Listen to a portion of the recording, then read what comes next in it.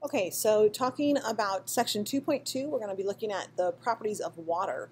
And so you may not have really ever given much thought to water or the fact that it can do some different kinds of things, but the reason water has all the properties that it has that we're going to talk about is because it's a polar molecule.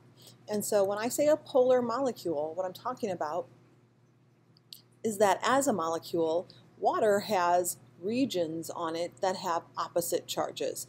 So one end of the water molecule is negative while the other end is positive. Okay? And the reason that happens is because if you remember talking about covalent bonds, electrons are sometimes shared between atoms. But just like we know in life, sharing isn't always equal at times, and that is the same for atoms. So even though they are sharing electrons, if you have an atom that has a stronger pull on those electrons, that is the bigger tug of war side, if you will, then the electrons are going to spend more time around that atom. Even though they're being shared between atoms, they'll spend more time around some atoms more than others. And so that creates a charge on that end. And so, for example, in water, oxygen has a stronger pull on those electrons. We say that it's more electronegative. But anyway, it has a stronger pull. So the oxygen end of water is negative, while the hydrogen ends then, since the electrons don't spend much time around the hydrogen tends to have a more positive charge. So, in polar molecules, like water, electrons are not shared equally. They're shared, but not shared equally, and that ends up causing one end of the molecule to have a charge and the other end to have the opposite charge. And so just like we have polar molecules, we can also have nonpolar molecules. A nonpolar molecule shares its electrons equally, so there are no charges within that molecule. And so they're not going to, have any opposite charges, whereas polar molecules like water does. Remember, think of the poles of the earth are like a north and south pole.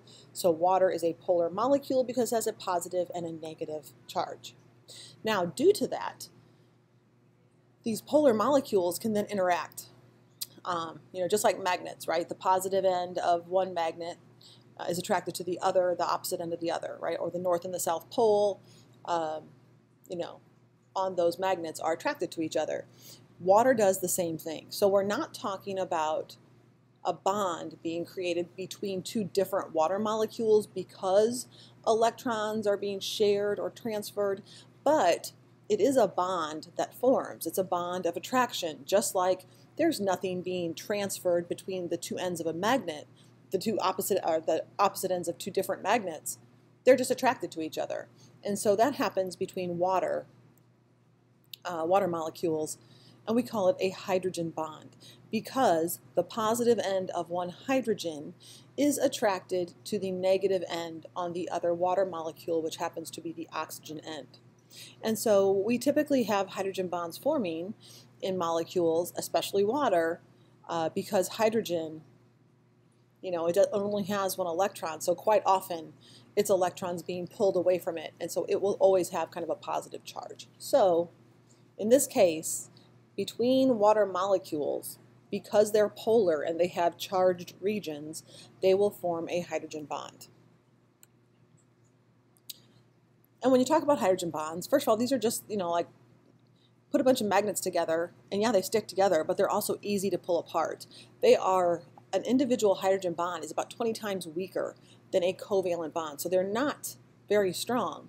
But what makes them good for structure is because there's a lot of them. So if you think about water in a body of water, a collection of water, a water drop, whatever, all those water molecules are bonding together because of hydrogen bonds. So it takes a lot of energy to break those bonds, all at one time.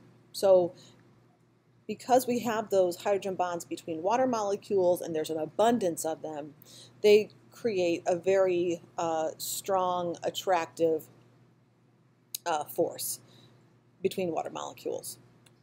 So there are three really important properties of water that because of its hydrogen bonding, this occurs. So number one would be a high specific heat. What does that mean? Well, number one, it takes a lot of energy to change the temperature of water. Why? Well, to change the temperature, you have to move around more. These molecules have to move a lot to actually register a temperature change. So in order to get water molecules to move around more, they have to break those hydrogen bonds. I think, if you have 300 people in a room and they're all holding hands, it's really hard for those individuals to move around. But if they start, not holding hands, well, now they can move around a lot easier. And so that's kind of like water molecules. When they're bonded together, they can't move much. But when we put enough energy into the system to break those hydrogen bonds, now they can move around more. And so what does that mean? Well, it means that water can absorb a lot of heat before it actually changes temperature. It can also give off a lot of heat before it changes temperature. Anybody who has jumped into a pool the first week of May, the first week your pool's open and you jump in, it's going to be really cold. And it's going to be cold for a while until it heats, until enough heat during the day has allowed it to heat up. So high specific heat allows us to stabilize temperature. It also, is why, our bodies are mostly water, and that's good for us. We have a stable temperature, right? We're about 98.6. It takes a lot of heat for us to change our body temperature. Another important property of water is cohesion, and you saw that in lab the other day, where water molecules can stick to each other. And so we see that in like a drop of water, right? When water beads up, it's beading up because it's sticking together, or it's going to move into a paper towel. One reason, because it's sticking together like a chain. And kind of the opposite, I guess, of cohesion is adhesion. So yes, hydrogen bonds make water molecules stick to each other because they have opposite charges, but water will also stick to anything else that also has a charge. So water molecules are sticking to, the cellulose that makes up paper. That's why it sticks to our chromatography paper or a paper towel, okay? Adhesion and cohesion are what creates that surface tension that we saw of the water droplets on the penny as well, right? So cohesion would be water molecules sticking together. Adhesion is when they're sticking to something else that has a charge. Another really important job that water does is that it's a great solvent, okay? Solvent is something that breaks stuff down, okay? We used to say water is the universal solvent, but that's not quite true, so we now just say it's a really, really good solvent. If you have anything with a charge, especially anything created with ionic bonds, like our table salt example from today, or even molecules that are held together by polar covalent bonds, because they would have a charge. These things have to be dissolved, right? So a lot of molecules, a lot of ions, compounds have to be dissolved before our body can actually use them. So you need to understand that when you talk about something being dissolved, it creates a solution. So a solution would be when one substance gets dissolved into another. The stuff that gets dissolved is the solute. So, think about if you're making like crystal light, right? You put the powder crystal light into the water. The powdered crystal light is the solute. The water would be the solvent, and together they make a solution. Okay, so polar molecules then will dissolve other polar things. Polar dissolves polar. Like dissolves like.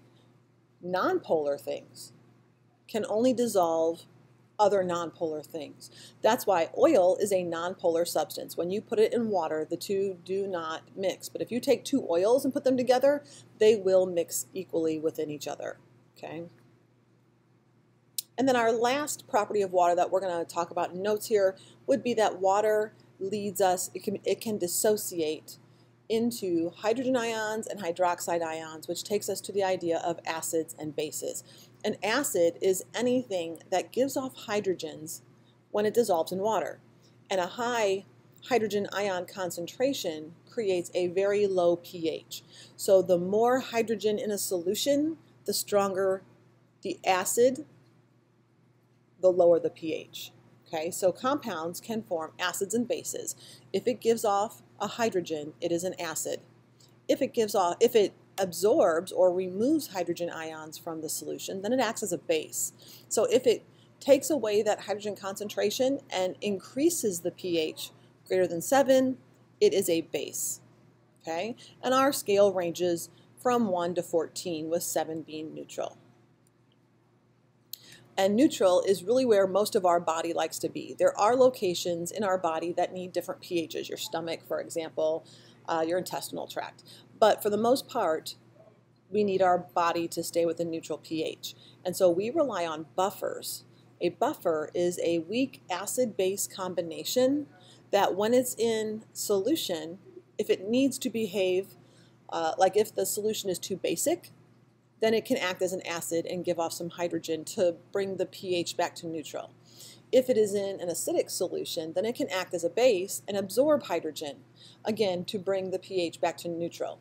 It's kind of like a teeter-totter, and the buffer sits right in the middle of the teeter-totter and tries to balance that teeter-totter, right? We like it to stay neutral.